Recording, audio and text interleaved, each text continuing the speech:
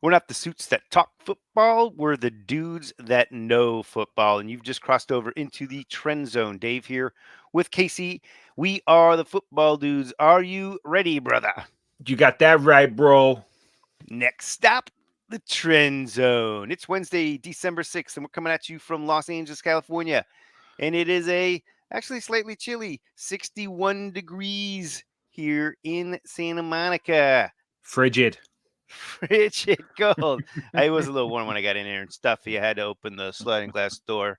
The sun is setting on the horizon out there. It's quite nice, actually. Casey, Beautiful. before we get things going, let's talk about what's happening in today's episode. We'll talk about Pro Bowl games voting, the return of a star player. Is it in time? And some key teams can punch their ticket to the postseason. And of course, we'll talk about all of the awesome games upcoming this week in the NFL. But before we get to all that, let's get started with a tasty nug for the people. What you got, Casey? Last week, Dave, in week 13, not all the games were close. Only 10 out of 11. That's over 90%. They were all within one score. That's 8 points in the fourth quarter. 9 of those games ended up being decided by that single score. It is beautiful. And Dave, this season, 71% of all the games have been within a score in the fourth quarter. Nice. It's It is crazy. beautiful. That is why we watch it. Toit like a toiger. Every single week. All right, the Trend Zone now available for subscription on Spotify, Apple Podcasts, Google Podcasts, Amazon Music, Blueberry Podcasting, wherever you get your podcasts. Casey, moving along to the top trending stories. We'll get it started with the Pro Bowl games voting. There will be no game actually, but we will have games surrounding the Pro Bowl. What do we got? Yeah, Miami quarterback Tua, he's the leading vote getter so far into the Pro Bowl selection there, followed by rookie quarterback for the Houston Texans, CJ Stroud, Wow. and running backs. Christian McCaffrey leads those, wide receivers, Tyreek the Freak, tight end, Travis Kelsey, of course. Niners lead all clubs in total votes received, followed by the Finns, the Boys, the Ravens, and the Eagles. Dude, I actually, speaking of Tua, I got the first episode in the in season Hard Knocks. Oh, Totally worth watching. Mike McDaniel is a freak. I He's know. hysterical to watch. Tua's really cool. I recommend it if you haven't gotten there. Carve out a little time. I know it's difficult, even if you have to get up an hour before work Is it to on get the that in. max, Casey? It is on the max. Okay. All righty. One thing I'm kind of like interested in regarding this Pro Bowl reformation is how when the game was sort of fizzling out and guys just were saying, "Nah, I don't think I want to go this year." We were going down and down and down, and one more quarterback, another quarterback doesn't want to go. No, no, we got down to like the fifth, sixth, seventh best Mhm. quarterback. Now I'm assuming we're just getting the top couple of quarterbacks like we used to back in the day. Yeah, it'll be interesting to see how that plays out now that the game's gone and people don't have to sit it out. They might be more inclined to get a little vacay on the NFL's, uh, their buck, as well as make some cool cash for Yeah. whatever conference wins that flag football game. Pretty compelling. I know I'll watch it, but I'm a sicko, so Yeah. it's hard to Oh, gauge the interest. yeah. I will definitely set my recorder to collect it, and then we'll see where it goes from there. All right, moving along, Casey. Unfortunately, uh, one of the top head coaches in the league had a little hiccup in his health. Yeah, the word today, Mike McCarthy thought he had a little tummy ache. Turns out it was acute appendicitis. So they jammed him on down to the hospital. He's going to get that thing doctored up. And as of now, he's supposed to still coach on Sunday. Crazy. Nice. Yeah. Hey, it's a better procedure than it was when I had it back about 30 something years ago. I'll tell you, they had to slice me wide open and staple me back up. Took the rotten, stinking appendix out of there. What But does I that thing digress. even do? What's it do? Nothing gets infected and then removed. All right, Case. Speaking of people that are hopefully back for this weekend's action, there's another guy who's a big star, and a lot of people are excited that he's on his way back. Yeah, Jetta, Justin Jefferson. He is slated to return and is expected to play against the Raiders on Sunday. That's good for Bob Dean and contingency heading out to Vegas to watch that game. And you mentioned, is it going to be in time? We don't know. They're still creeping right there at that wild card spot. I don't know if the league is caught up to Joshua Dobbs. I know if they have, adding Justin Jefferson into the mix will probably improve his play just a little bit. Yeah, no doubt. And the Minnesota is currently in. They win the 4-pack of six teams, 6-6 teams to get the fifth seed or sixth seed there. Their divisional record is 2-1, so there's a lot of division Yeah. still in front of them. And conference wise, good news, they're 6-3. So as far as tiebreakers go, and it's a logjam, they're in pretty good shape at this point, as long as they can string together some more wins here to finish off the season. And obviously, Justin Jefferson back in the mix. Obviously, nothing but good things there. Yeah, and I think they have 2 of their last 3 games against the Lions, but Ooh, the that's right. Packers and the Rams are trying to sneak Percolating. up in there, Yeah, baby. It's gonna get interesting. it is going to get very interesting. Okay, Casey. There are some playoff clinching scenarios this weekend. Without getting into too much detail, can you give us some idea who can punch their ticket? Yeah, not shockingly, I guess Dallas, Philly, and San Fran can all clinch spots on Sunday, but they need help besides just winning the game. So we're not going to get into all that crazy talk right now. But those guys are on the precipice of punching that ticket, baby. And you just got to be in. Just get in the tournament. That's Yes, what it's about, Dave. that is it, man. Get into the tourney. Okay, NFL unveils its 2023 nominees for the Walter Payton NFL Man of the Year Award. Sounds pretty prestigious. Yeah, this is one of the most coveted awards that NFL players can get, and it's the one they all want. It's given out to the person doing the most in their community. Great dudes on all 32 teams, Yeah. obviously, to get nominated there. My man Dak Prescott is the reigning winner there. Hopefully, he can, you know, top that with a Super Bowl MVP this Ooh, season. We'll see. nice. Hope reigns alive, baby. Come on. How about them Cowboys? Okay. All right, Casey, here it is. Now's the time they've all been waiting for. It is the game previews. We are heading into the action here. It is week 14 in the NFL. Wait, what'd you say? Week 14 coming up. Week 14. Yes, sir. Week 14. It's slipping away. Yeah. There's 4 little piggies left after this Oh my weekend, Dave. God. It's flying by, isn't it? Oh The entire season's slipping away. It's my crazy. God. But Casey, get us started, please. Get us into the action. It's Thursday night football, kicking this thing off this week. Delicious. Maybe not. We Perhaps. have the New England Patriots at the Pittsburgh Steelers. Steelers are 6-point favorites in this game. Dave, the over-under is set at 30 points. Okay. I was gonna That say is the lowest, 12. yeah, since 1993, and I'm not even sure we get there. Yes. Well, I appreciate the research. I didn't do the research on the Pats record, but the Pats are having one of their worst seasons in a long, long time, entering this game with a record of 2-10. After losing 6-0 at home in a downpour to the Chargers last week. That record would give them the second pick in the draft if it started today. And QB would be an obvious need at this point. The Pats are also out Ramondre Stevenson this game and have a couple of banged up wide receivers too up on the schedule. Just so we know, it's Pittsburgh, of course, here. Then it's Kansas City, at Denver, at Buffalo, and the Jets. They got a good chance of running the table in reverse, as we say, I was like, what is dropping all Dave those talking about? dropping all those games, and who knows where their draft pick will be. It may end up obviously in the top 5. It's certainly heading that way. Ugh. All right, it's the 7-5 Steelers on the other side. Currently, the 5 seed coming off a 24-10 loss to the Cardinals. The firing of Matt Canada seemed to initially spark the offense in the previous win over the Bengals, but they still only scored 16 points. Last week, they could only muster 10 and lost Kenny Pickett to an ankle injury. He'll be out several weeks after having surgery. Here's the quote from Trubisky that I extracted. Sure, maybe I pulled it out of context. It is simply this: we're trying to score points. There's Are they? Trubisky. There's Trubisky. Okay, well, he could have fooled a lot of us football fans. The team has yet to reach 30 points in a single game this season and has finished with less than 20 points 7 times. Um, but the defense continues to thrive in points given up, ranking sixth at under 19 points a game, and they have 20 takeaways and a plus 10 turnover differential. So there's the key to their success. They shouldn't need too many points, good news, to beat the Patriots this weekend because the Patriots aren't putting up very many points. Yeah, dude, and I know Troops has played a little bit early in the year. I don't know if Mason Rudolph got in there, but we got to be close to 70 quarterbacks on the season so far. I mean, It's it is insane. ridiculous, dude. Mm-hmm. It's out of control, no question.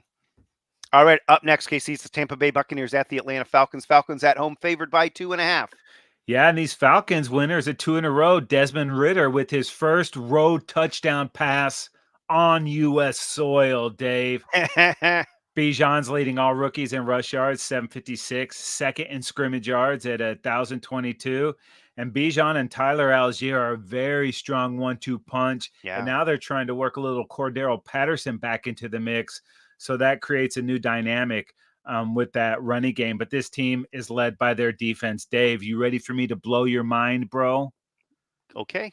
The Prepare. Falcons defense hasn't given up a touchdown since week 10 to the Cardinals. Woo! That's 9 insane. quarters to be exact. Now, granted, for those quarters were against the Jets, but still, okay?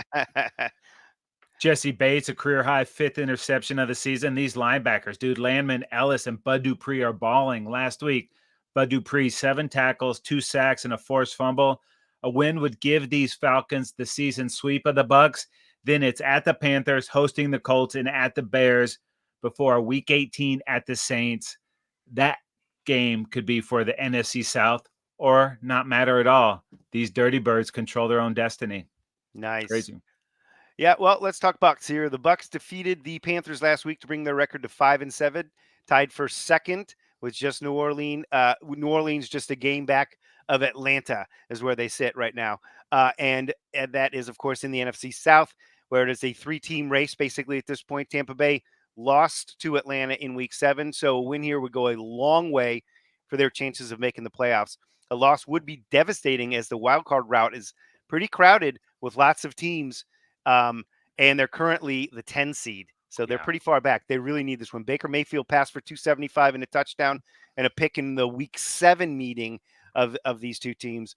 Last week, Rashad White, 106 scrimmage yards in a TD. On the season, Mike Evans has 61 catches and over 1,000 yards. Godwin got in the action finally last week with his second career touchdown rushing the football. Defensively, Tampa Bay isn't the great defense that they were, but they are good at stopping the run. Pretty handy in this particular matchup, Mhm. ranking 10th at under 100 yards per game.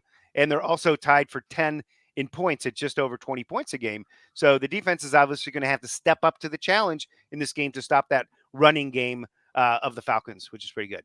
Yeah, it's a big game, man. We shall see what happens. Like I said last week, I can't pick the Falcons, so Yeah, I don't know what the hell's going to happen in this one. Falcon fan wants you to pick against them. I'm Yeah, pretty there's like, sure. go with the Bucks.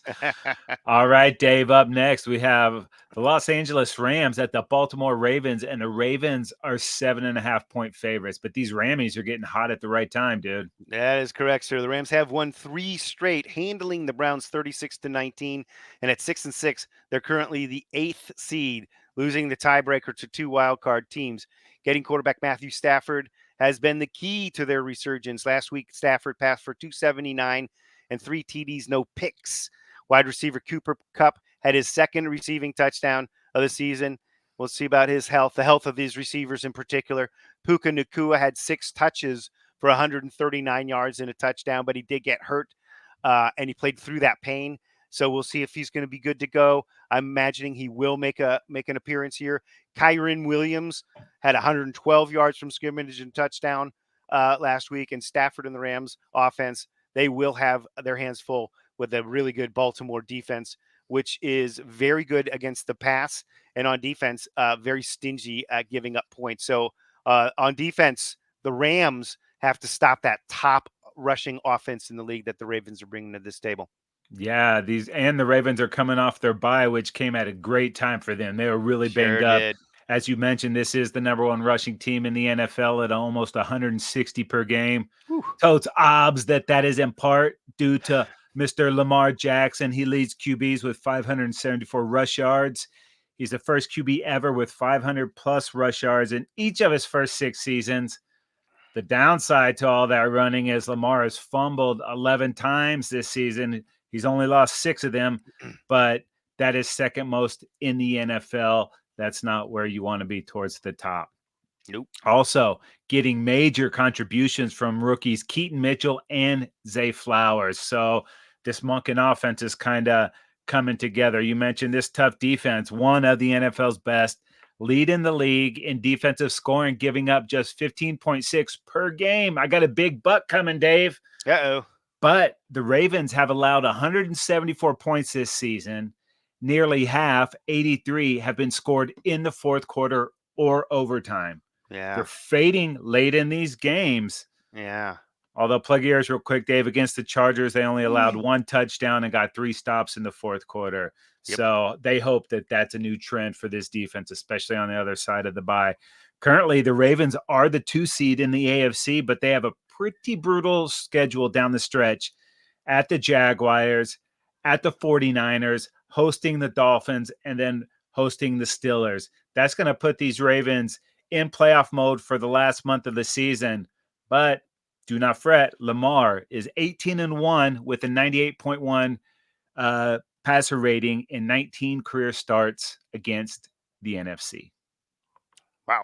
Impressive, dude. Well, this is going to be a good one. The Rams are smoking hot, and obviously this Ravens team is one of the best teams in the AFC. So fascinating matchup. Yep.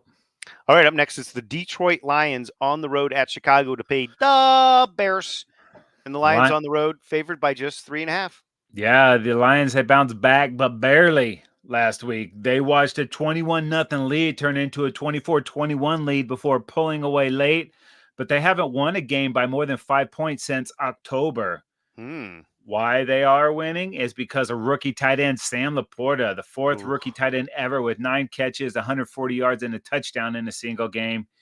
He's fourth among tight ends with 64 catches and is tied for the league in touchdowns for a tight end with 6, tied with Mark Andrews. Andrews is done for the rest of the year, most likely, so he's probably going to have that record all by himself. Now, normally the Bears would like to play spoiler, but they currently have the 1st and 5th pick in the 2024 draft, theirs being the 5th, so they're not rushing out there trying to win any ball games. Also, talks of Eric Bieniemy as the next head coach floating around out there. So their biggest decision is what to do with Justin Fields. These next few weeks should help solidify that decision. No question about it, Casey. That is a decision they opted to, uh, you know, keep Fields last year, and here they are, sort of in the same boat they were last year, with an option to punt on Fields and pick a guy, or see if he pans out. And right now, the jury's still out. I know, but He it's plays like good in spurts, yeah, if you get rid of him, you don't worry about the second contract coming up, but you're starting over with a rookie, or you trade that Caleb Williams pick and you get all those other pieces to help your squad. Yeah. It's going to be interesting to see what they decide to do at Yeah, the you end. And mentioned the contract situation. Resetting that rookie contract and extending that amount of years that you have the controlled cost before having to pay your man is part of the equation, strangely enough, and certainly enough. yeah, All right, moving forward, Casey, it's the Indianapolis Colts at the Cincinnati Bengals, and the Colts on the road favored by 2.5. this is a battle of the bastards, as Yeah, in backup quarterbacks. That's some Game of Thrones for the people. right. The porn stash used a little Minshew magic to beat the Titans in overtime last week. Not only that, dude, the Colts are on a 4-game winning streak and are currently the 7th seed. Wow. Flip that over to the Bengals. Jake the Snake slithered into a little magic himself, beating the Jags in overtime on Monday Night Football. Over 225 passing yards, a touchdown, and a 95-plus passer rating in each of his starts. Maybe this guy's a little better than we thought he was. We're going to find out on Sunday. The Bengals are one of 3 AFC teams at 6-6, but due to the tiebreaker, they're probably going to have to run the table because they are only 2-6 in the AFC.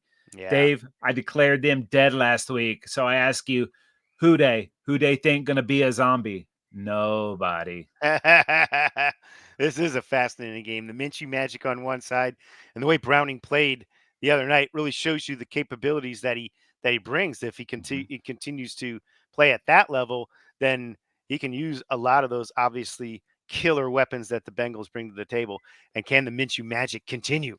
Yeah, and it doesn't look like, Jamar Chase slowed down with Browning at all either, and Joe Mixon had his best game of the season, so they would have to run it. Maybe they can. I don't know. It's Ooh-wee. crowded there, and they're going to have to beat all those teams. But Dave, let's get into some more AFC action here. We got the Jacksonville Jaguars at the Cleveland Browns, and those Shags, baby, are 3-point favorites on the road. Yeah, and I'm talking Browns here, Casey. They have lost two straight last week, losing to the Rams 36-19. They are two games behind the Ravens in the division, but still holding on to a wild card spot in the sixth seed. They start their fourth quarterback of the season last week, going with the veteran Joe Flacco, who passed for 254, two touchdowns, and a pick. Luckily, the Browns lead the NFL in total defense and pass defense. Unfortunately, they are tied for the lead in turnovers with Ooh. 24. And as a team, they are tied for third worst in the turnover margin, differential rather, at -8. So Mm. big game between two current playoff teams. Maybe a battle of backup quarterbacks in all likelihood. Yeah, dude, just a brutal game on Monday night for the Jags. Not only did they blow a fourth quarter lead, they Yeah, lost the game and Trevor Lawrence. Thank goodness it's only a high ankle sprain because it looked like it could have been much worse.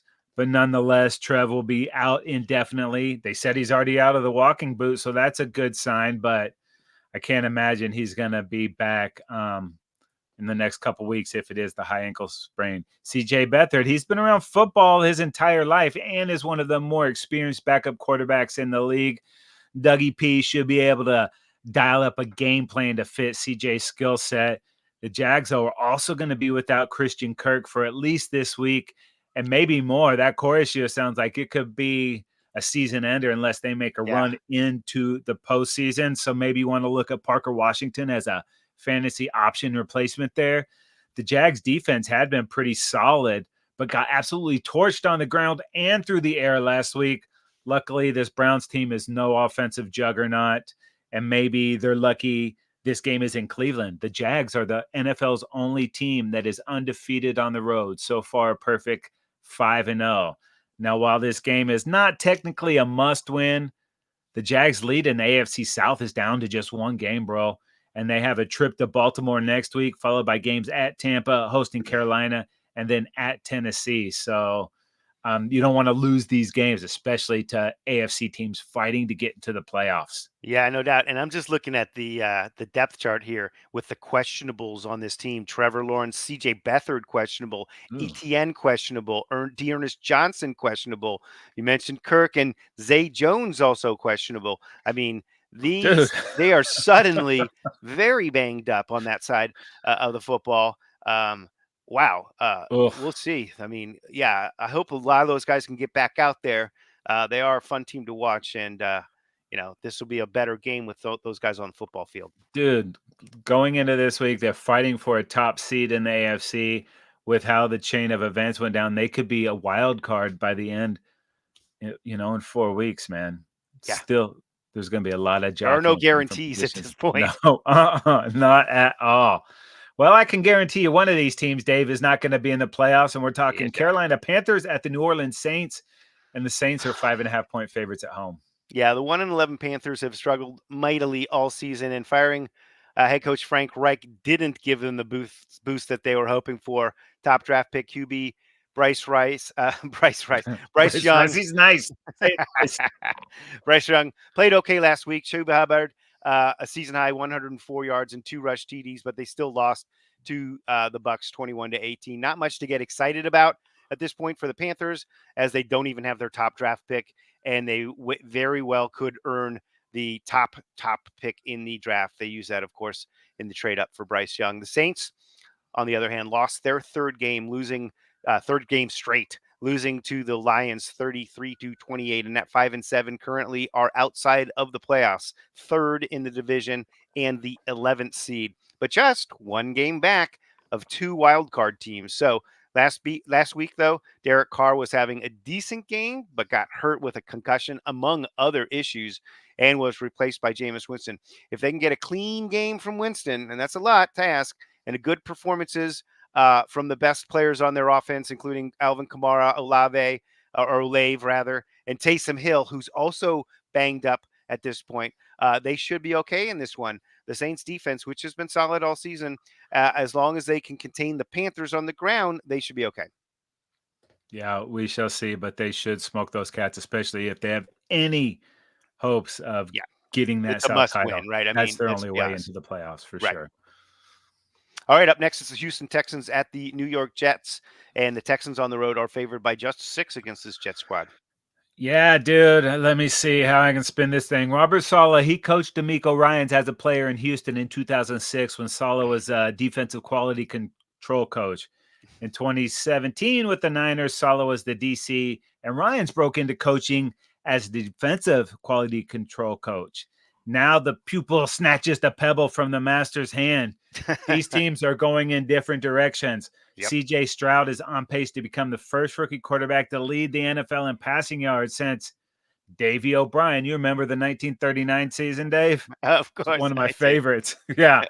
Good old Davey. Texans have the NFL's number 6 total offense, number 2 in passing yards at over 275 a game. Total bummer that the Texans lost Tank Dell for the season. But Nico Collins, dude, coming off a 9-grab, 191 yards with a touchdown game. He's looking for his third in a row with 100 or more receiving yards and a receiving touchdown. But they might need to run in this game as the Jets are the number 3 ranked pass defense. Yeah. Texans are one of 4 7-5 teams fighting for a playoff spot and currently behind the Steelers, Browns, and Colts. But they have upcoming games with both the Colts and the Browns. Texans have CJ Stroud. Did I mention the Jets? No, I think that's okay. Okay. Yeah. All right. That sounds good, Casey. Let's move it on to the late games then with no Oh, further yeah. ado.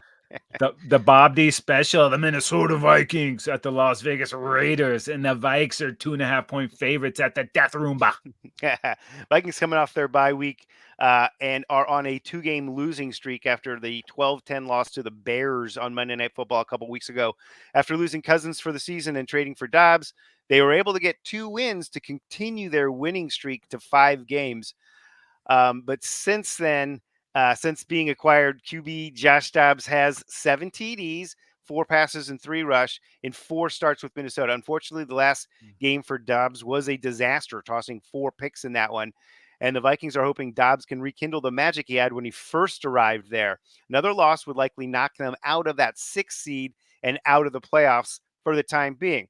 They finished the season at Cincy, Detroit, Green Bay, and at Detroit. So it's a pretty tough stretch at this point, especially if they drop this one to the Raiders. The Raiders also coming off their bye last week and are also on a 2-game losing streak after losing 31-17 to the Chiefs a couple weeks ago. In that game, Aiden O'Connell completed 23 of 33, almost 70% for 248 and a touchdown and no picks. That was a career high passer rating of 101 plus for him. And Josh Jacobs had 125 scrimmage yards. So statistically speaking, the Raiders are near the bottom of the league on offense, and on defense, the Raiders are decent versus the pack, ranking 13th, but just 25th versus run. Hopefully for Raider fan Max Crosby, who's had a sack in each of the last 2 games, can get after Dobbs and make some big plays in this one for the Raiders. I thought you were just going to stop when you said near the bottom of the league, and I thought that was the end of it for when you Next talked about the Raiders. story. Yeah, but I'm assuming Dobbs has a short leash this week. Yep. O'Connell is not going to mess around. Rookie Jaron Hall will be right back in there if they get out struggling. This is not a game that the Vikings can drop, baby. They I are can't. too close to the mix to be messing around with the Raiders. And especially getting Jefferson back. Mhm. Just the timing is just perfect because he's playing against the Raiders. Oh, yeah. All right, up next, it's the Seattle Seahawks at the San Francisco 49ers in a very big divisional game. Niners with a very big 12.5-point favorite. Yeah, dude. And for good reason. They are firing on all cylinders, Yep. dude. And in just a year's time, Brock Purdy's gone from Mr. Irrelevant to front runner for league MVP. And they just beat the crap out of the Eagles, who were the best team in the NFL. Mm, Purdy 314 yards and 4 touchdowns, 0 interceptions. That gave him a 148.8 passer rating in week 13. And he was the third quarterback ever to have 4 games at 3+ touchdowns and 140+ passer rating in a single season in NFL history.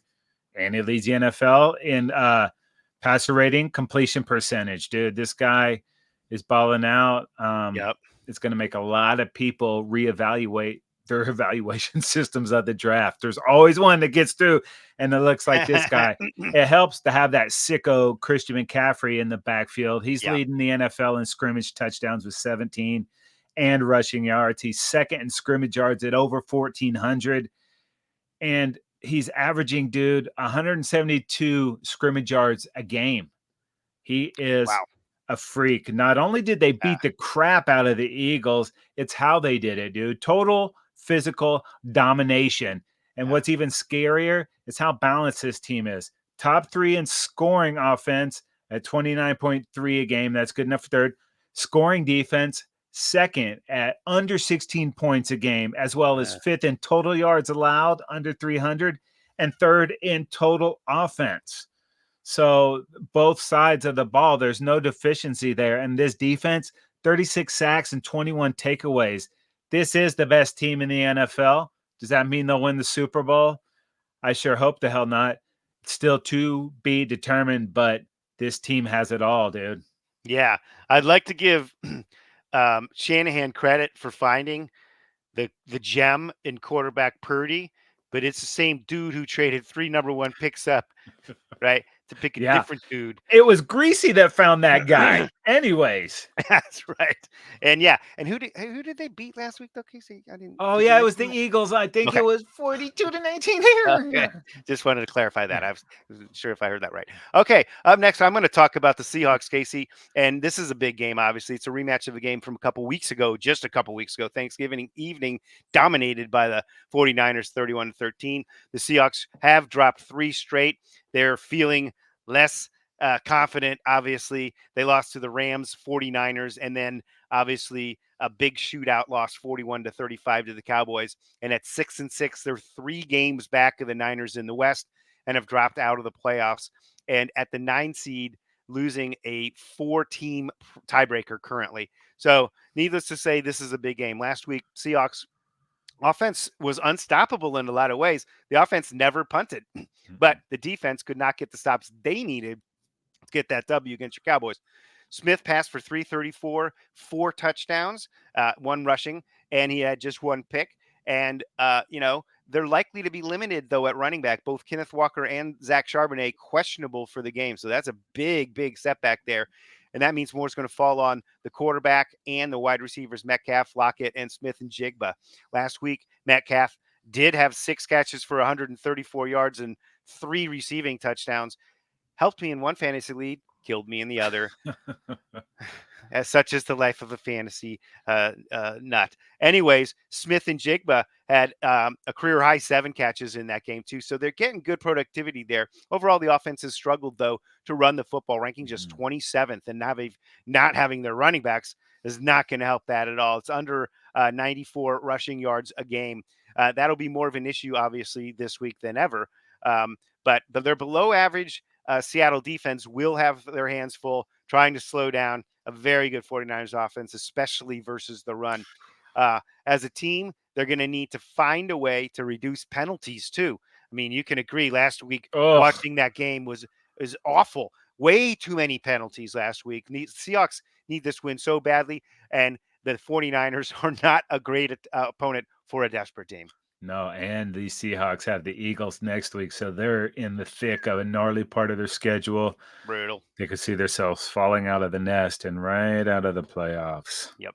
Let's hope not. Oh, Oh, man. baby. Got a sweet game coming up. The Buffalo Bills at the Kansas City Chiefs, and these Chiefs are 3-point favorites at home. Yeah, and this is going to be a good one. Hopefully the good Bills show up, the mistake-free Bills. The Bills are coming off their bye, so they're well rested. But before that, it was a 37-34 loss in Philadelphia to the Eagles. That was a great football game, as we know, came down to the wire. But with their 6-6 record and the 11 seed, The Bills are Wow. a big disappointment. In their last game, Josh Allen was fantastic, totaling 420 yards, right? 81 of them rush yards, 4 touchdowns, 2 through the air and 2 on the ground. Stephon Diggs, 6 catches for 74. Gabe Davis had a season high 105 yards and a touchdown. And Cook even had 100 plus scrimmage yards in the last 3 straight games. So they're getting Wow. productivity on the ground. That's the longest streak of his career, and he's over 1,000 scrimmage yards on the season. So he's been very productive back there for him. But Buffalo is sixth in yards, fifth in points and in passing, and 10th in rushing. And they're the best third down team in the league. Those are the good things, right? On defense, they're also pretty solid. 13th in yards, fifth in points, and eighth versus the pass, just 20th versus run. So the Bills really need to get a win here against a really good Chiefs team. The remainder of the schedule is very tough. Up next, Dallas at the Chargers, and then New England, and they finish up with Miami. So arguably Ooh. a couple of toughies in there for sure. If they drop this one, they'll have very little margin for error. And it will be very disappointing to watch this excellent.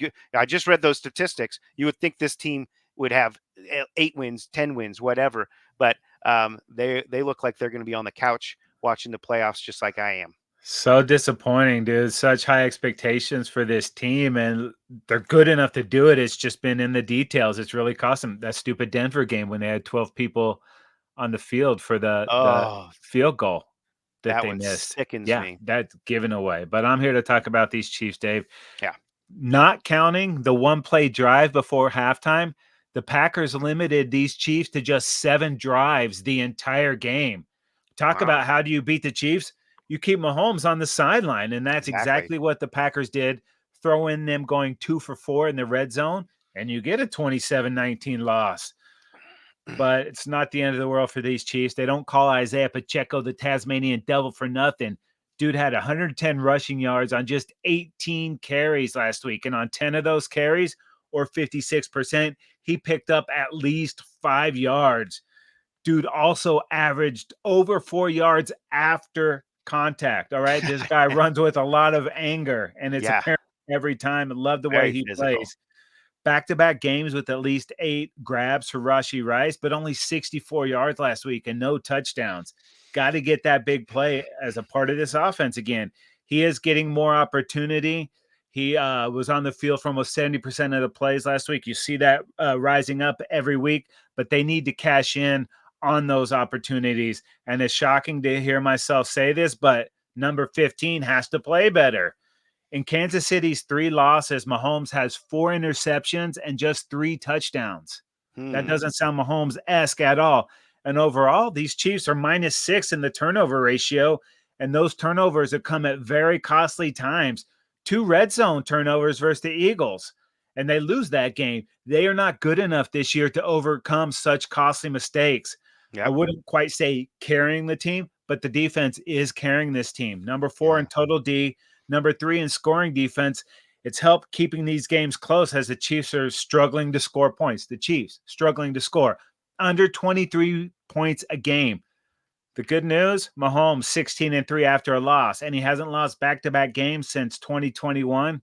But as you mentioned earlier, dude, this is a desperate Bills team in a must-win game for them. It's actually a must-win for Kansas City too. They're the 3 seed right now.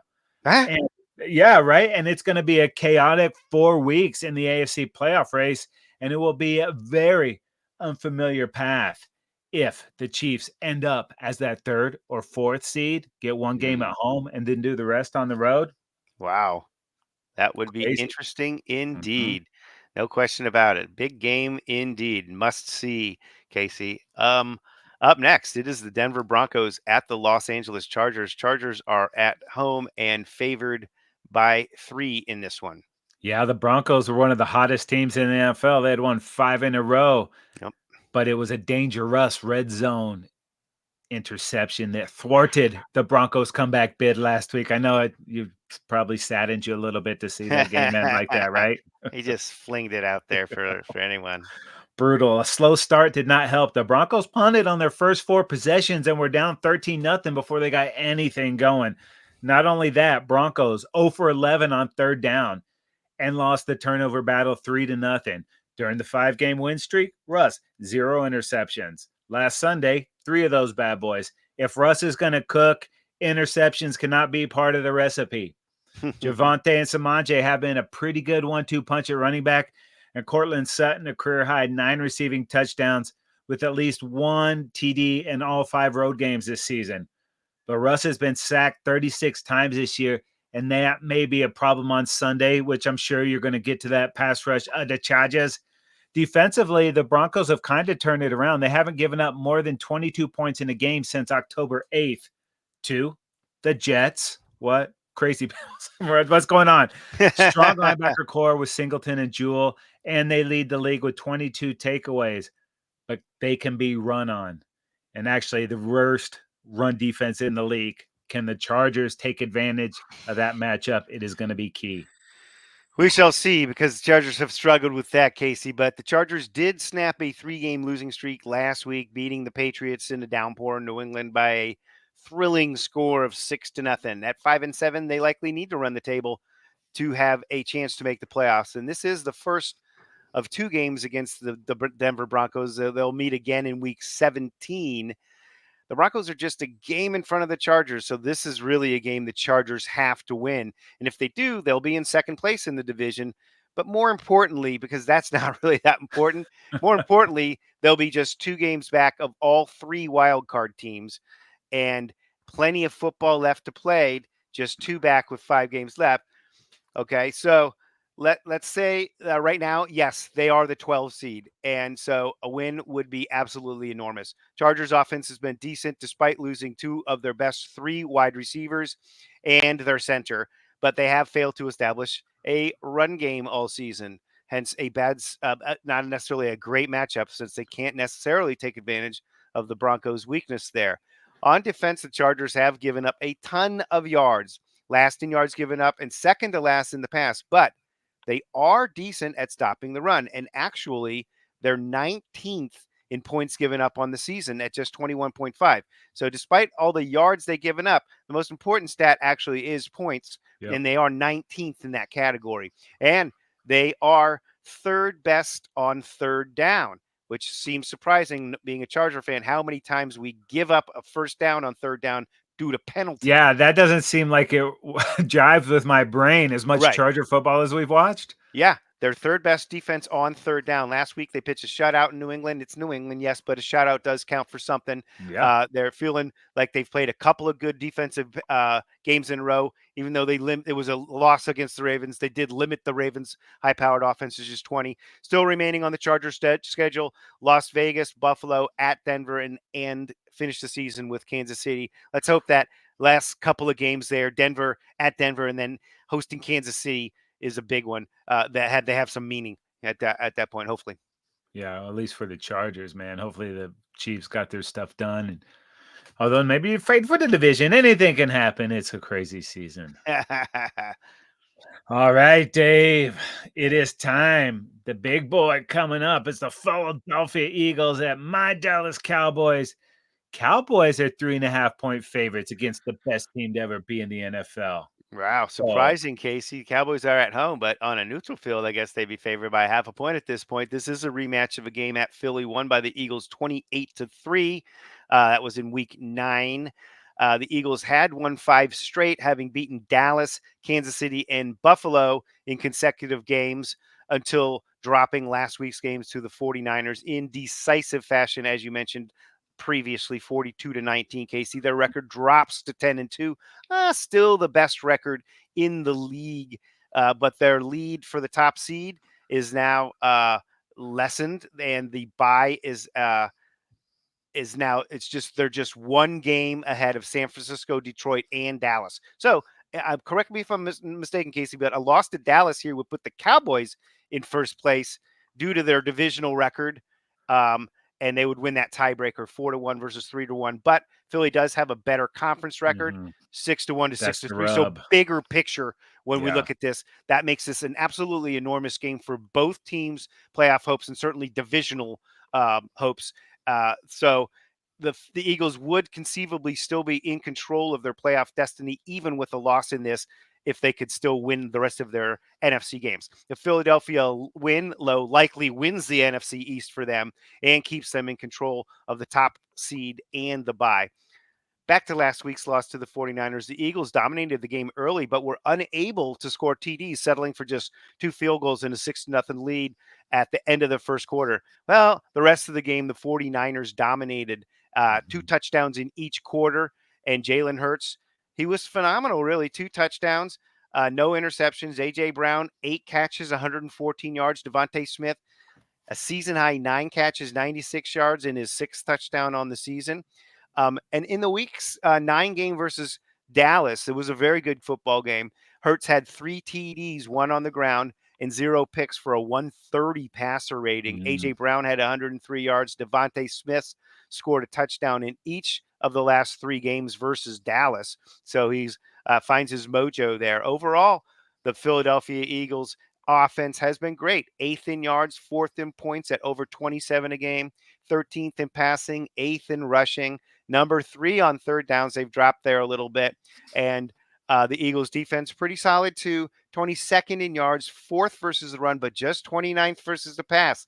Interesting heading into this particular matchup, Mm-hmm. right? And last in the league on third down defensively, and tied for 24th in points given up at over 24 points a game. The Eagles defense is 13th in the league with 34 sacks. So there are some weak spots on that defense. The Mm-hmm. offense really consistent and balanced, but that defense might be able to pass on those guys.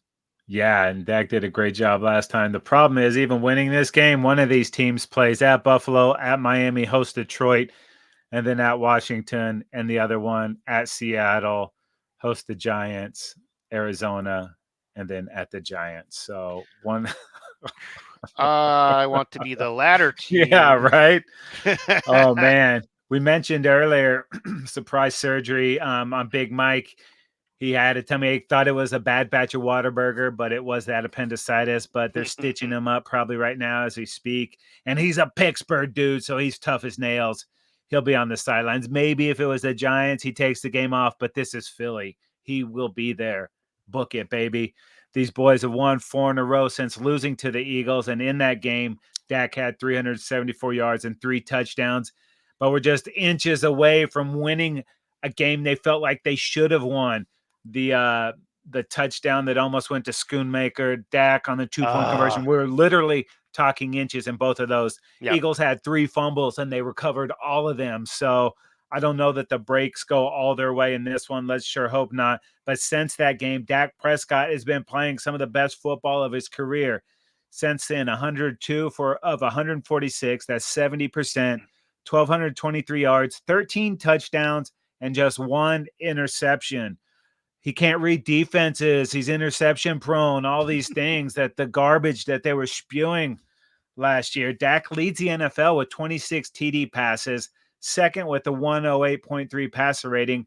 And I'm not going to say he is the best receiver in the NFL, but I'm not going to say he's not. CD Lamb, absolutely in fuego, baby. 90 grabs, 1,182 yards, 7 touchdowns. Brandon Cooks, Jake Ferguson also heating up too. And this line has gotten healthier. And Tony Pollard has looked better since that's happened. Yeah. He, in his last 4 games, he's up to 4.4 per carry, and he has 4 rushing touchdowns. Defensively, we were the 85 Bears, the early 2000 Ravens. Well, last week, they gave up the second highest point total of the season, 35 points to those fighting Genos. But when the money was on the line in the fourth quarter, the boys got a huge interception and 2 turnover on downs to seal that game. So they still got it done. And overall, still just giving up 18 points a game, 38 sacks, 18 turnovers. I think these guys were just a little exhausted after 3 games in 12 days. Yeah. Now they're coming off 10 days rest for this one. So I expect high energy and better discipline. And even though I don't think the boys will catch the Eagles, they need to win this game just to prove they can beat the Eagles. Place those little seeds of doubt or chew them up and spit them down the throats. Feed those Eagles like a bird. Beat that ass. And even though it was a grimy win versus the Seahawks, they still need a game to be a tough guy and win a tough guy game. The Yeah. perception is the Cowboys can be out physical. They're more finesse. They need to just go out there and punch somebody in the damn mouth. They have an opportunity to do that on Sunday. Let's see if they get that job done. Ross Tucker's comment was the Cowboys are the best at beating up on the bad teams. Here's a chance to show. And he was Absolutely. joking. He was actually Yeah. joking, and he got outrage in the Twitter world's I'm Twitter. tweeting right now, Dave. Ross Tucker, I hate you. Russ, what are you talking about, Russ? You don't know anything. Ross has got a good sense of humor. He sends it out there, and the people just go spaz. All right, Casey. When they gave us this doubleheader Monday Night Football game, we were like, "What?" First of all, I've got two TVs. Well, I've got 7 TVs, but I'll have 2 TVs dedicated, one for each game here. I don't have to do the split screen thing. And now, when we look at these games, we're thinking to ourselves, "Is there going to be enough action for me to be entertained with 2 Dave, football games?" they thought if they gave us 2 crappy games, that would make 1 good game. I don't know what the schedule makers were thinking, Casey, but here we are, and let's get it going on. What do we got first? We have the Tennessee Titans at the Miami Dolphins, and the Dolphins are 13-point favorites in the Okay, Tuna so Net. yeah, that's a pretty big spread there, but I guess justifiably so. The Titans' disappointing season continued last week with an overtime loss to the Colts, 31-28, and at 4-8, and tied for the 14th seed in the AFC. The playoffs this season are a lot farther away than the top draft pick is, and getting some valuable experience for Will Levis at this point and other young players has to be top priority. Top priority for these guys. Levis passed for 224 and a touchdown. Uh, Derrick Henry had a nice game last week in that near victory with 100 plus yards and 2 TDs. Tyjae Spears, the young guy, a career high 88 scrimmage yards. So nice game from him. And DeAndre Hopkins still producing 5 catches, 75 yards, and a touchdown for him. Dolphins have won their third in a row now, destroying the Commanders 45-15, bringing their record to 9-3, a 3-game lead over the Bills in the AFC Wow. East, and the number 1 seed. Mike McDaniel's not impressed. Let him know when it's a 13-game season, is what his comment was with that, and he'll celebrate something. Dolphins, though, do have something to celebrate. They've got the best offense in the NFL. They lead in total offense at almost 430 yards a game, and guess what?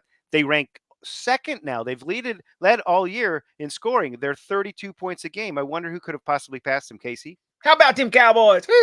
On cue. And then how about Tua? He completed 18 of 24. That's 75%, 2 touchdowns and no picks in last week's game. Tyreek Hill, 5 catches, 157 and 2 TDs. Mostert rushed for a touchdown, and he leads the NFL with 14 rushing TDs. And Devon Achane back had 103 scrimmage yards and 2 touchdowns last week. So the offense is just humming right here. This looks like what lines up to be an easy win, and the point spread would suggest that. So hopefully we'll get a great football game. Yeah, it's always the jinx there. And the Titans, even with Levis or that team, when they have no business winning a game, they look great somehow. I'm not saying that's going to happen on Monday, but we've seen that a lot of times. It's just a weird Vrabel team. So It hopefully we is. get that. Hopefully we get a feisty game out of the Titans. All right, Casey, moving on to the simultaneous other doubleheader Monday Night Football games. The Green Bay Packers at the New York Giants, and the Pack are favored by 6 in this one. Yeah, dude, not even a full month ago, these Packers had just been whooped by the Steelers and had fallen to 3-6, and Packer backers were ready to run Jordan Love right out of town. After a 3-game winning streak, the Pack are in the playoffs as the 7th seed, and it's a total love fest with their quarterback, dude. Aha. 74 for 108, 69%, 857 yards, and 8 touchdowns in that 3-game winning streak. Oh, yeah, 0 interceptions. Bad news, probably no Christian Watson after back-to-back weeks with 2 touchdowns each from my fantasy bench, or Aaron Jones, also on my fantasy bench. But the Pack have some mojo going with 4 games versus NFC teams, including next week versus the Bucks. It is lining up for these guys. I'm starting to worry that if the Cowboys can't put it together, these jerks could come up and snatch that 5 seed. There is not a lot left on the schedule to worry these Packers. As for the Giants, Yeah. words you never thought you would hear Brian Daboll say this year, DeVito has earned the right to start. What? These G-men, dude, they've won Okay. back-to-back games going into their bye week. It's Monday Night Football. It's a home crowd. Big Saquon game. DeVito plays clean.